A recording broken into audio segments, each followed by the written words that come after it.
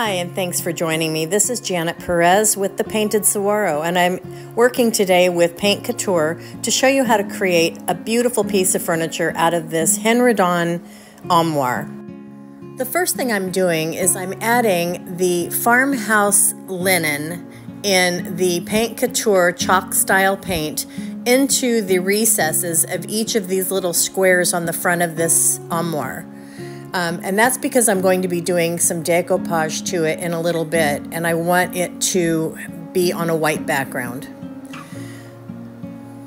Now I'm adding some salt wash to pink grapefruit perfect pigments and the farmhouse linen. I'm mixing it to get just the right pop of pink, and you'll see that I'm going to be adding this sporadically over the piece, over the wood, in order to create an undercoat for my final layer.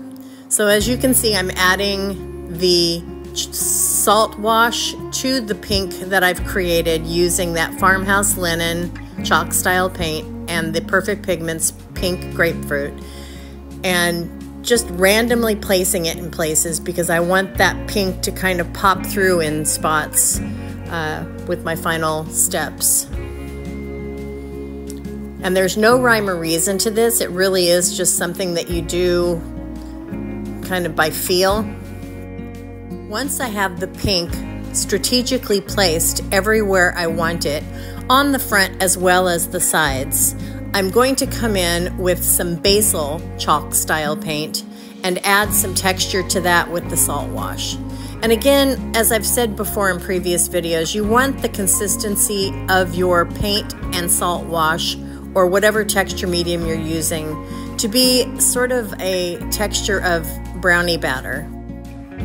So once I've got it thoroughly mixed, I'm going to again place it sporadically.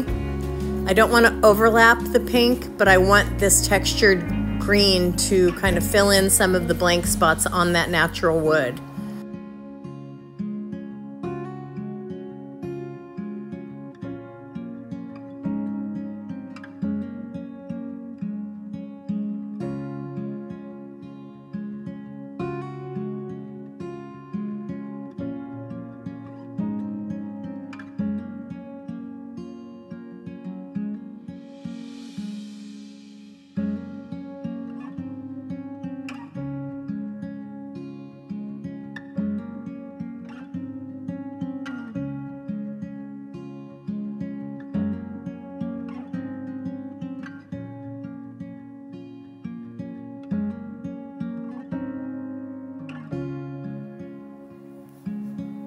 Now I've got all of the green and the pink down, I'm going to add some of Abyss chalk style paint by Paint Couture, and I'm going to fill in all of those brown spots of natural wood that are still popping through. Mixing it with texture medium again and stirring it up really good because you don't want any little white chunks coming through. Again, the consistency of brownie batter, and I'm just filling in those spots that are still wanting some paint.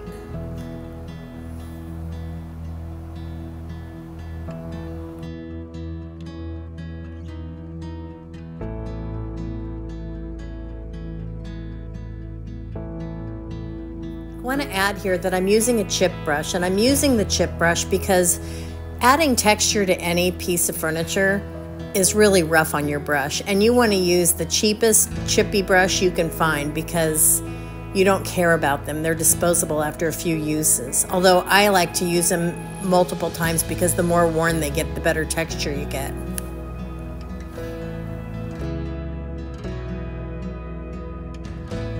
And now we are going to start covering all of this beautiful camouflage work with some pitch black chalk style paint by Paint Couture.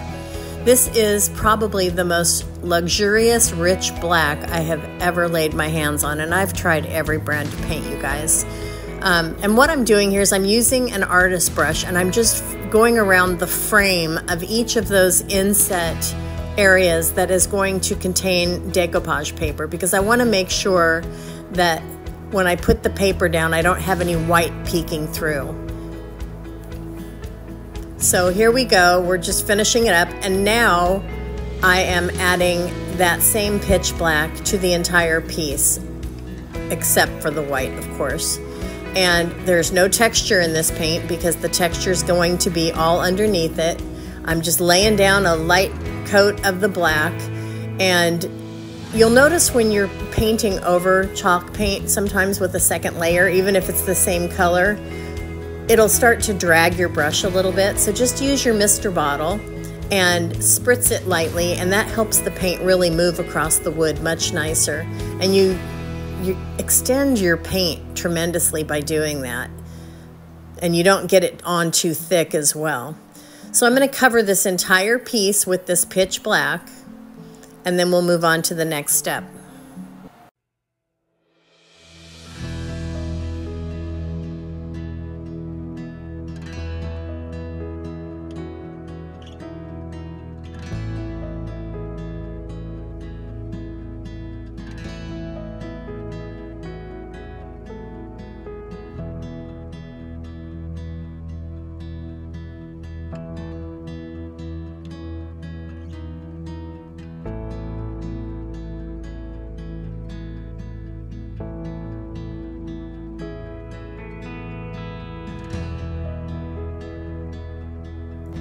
So the black has been added to all of the areas that I wanted it on, and now I'm taking some 220 grit sandpaper and I'm just very lightly rubbing over the black because I want those colors that we laid down beneath it to pop out.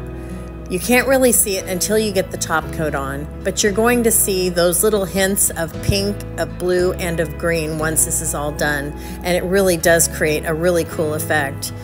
I don't know if you remember when you were in grade school, but you would do the crayon colors on a piece of paper and then paint black tempera paint over it and then scrape off the black paint to create a pattern. And that's sort of the effect you get here.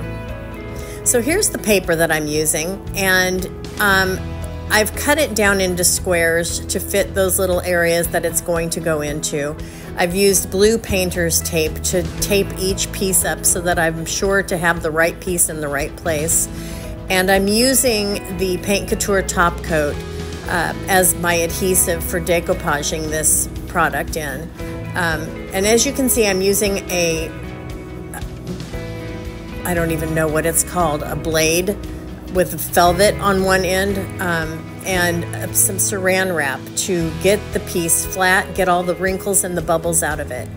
So I'm adding the top coat, making sure that I've got an ample amount on there, putting the piece of paper down, making sure that it's square and in the right place. And that's the really cool thing when you're using top coat, is you can lift it and set it back down at least one or two more times before it will start to stick too much. And then you press it down with the saran wrap because the saran wrap protects the paper from the blade. So I'm just moving along here through each square, and it doesn't matter if you get the top coat on the outside of the area either, because the whole thing's going to be top coated eventually, so it just makes it super easy to use. So again, you use the saran wrap, press it down real good into the corners, make sure you've got it secure and that it's adhered everywhere and there's no wrinkles, and move on to the next one. And when you're done with a few of the squares, you can actually add the more top coat over it while the paper is still wet, and that helps prevent wrinkles as well. There's a lot of tips and tricks to applying decoupage paper, but I've found that this is probably one of the most effective things to do because it creates a really smooth, perfect finish. At least for me it does.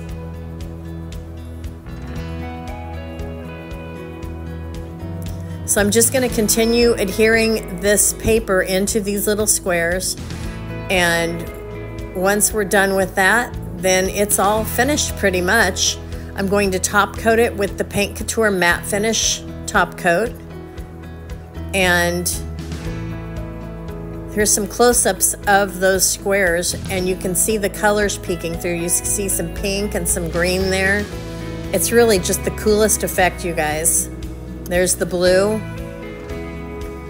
I even have a little bit of wood showing through in some spots just because I like that effect. Like right there's some wood, you can see it.